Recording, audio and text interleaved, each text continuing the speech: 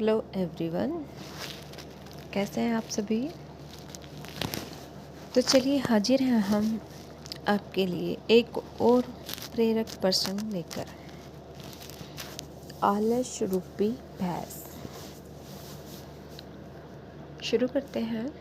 एक बार की बात है, एक महात्मा अपने शिष्य के साथ एक गांव से गुजर रहे थे। दोनों को बहुत भूख लगी थी। पास में ही एक घर था। दोनों घर के पास पहुंचे और दरवाज़ा खटखटाया। अंदर से फटे पुराने कपड़े पहना एक आदमी निकला। महात्मा ने उससे कहा, हमें बहुत भूख लगी है, कुछ खाने को मिल सकता है क्या।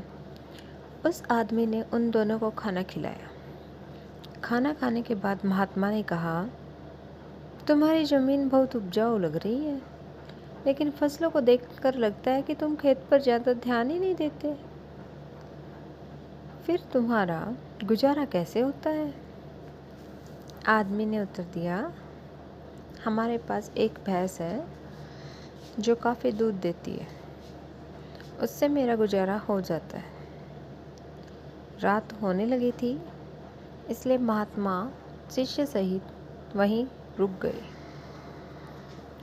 रात को उस महात्मा ने अपने शिष्य को उठाया और कहा, चलो हमें भी यहाँ से निकलना होगा और इसकी भैंस भी हम साथ ले चलेंगे।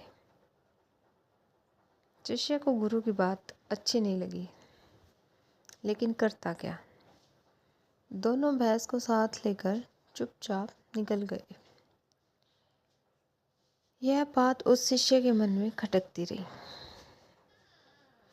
कुछ सालों बाद एक दिन शिष्य उस आदमी से मिलने का मन बनाकर उसके गांव पहुंचा।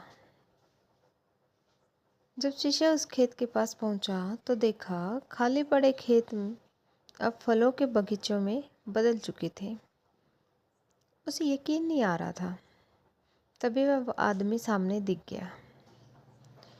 शिष्य उसके पास जाकर बोला, सालों पहले मैं अपने गुरु के साथ आपसे मिला था। आदमी ने शिष्य को आदरपूर्वक बिठाया और बताने लगा, उस दिन मेरी भैंस खो गई। पहले तो समझ में नहीं आया कि क्या करूं।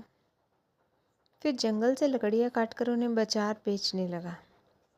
उससे कुछ पैसे मिले तो मैंने बीज खरीदकर खेतों में बो दिए। उस साल फसल भी अच्छी हो गई।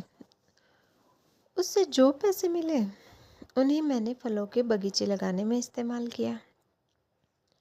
अब काम बहुत ही अच्छा चल रहा है और इस समय मैं इस इलाके में फलों का सबसे बड़ा व्यापारी हूँ।